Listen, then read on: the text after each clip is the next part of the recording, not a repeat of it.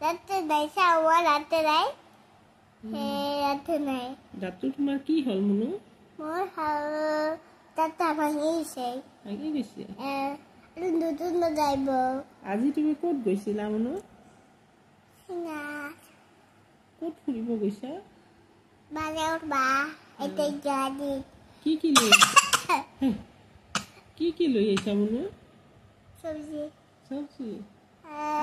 তুমি কি খাইছা মুনু আইসক্রিম কি কোৱা আইসক্ৰিম আমাৰ চেনেলটো সাবস্ক্ৰাইব কৰি দিবা কোৱাচোন সাবস্ক্ৰাইব কৰা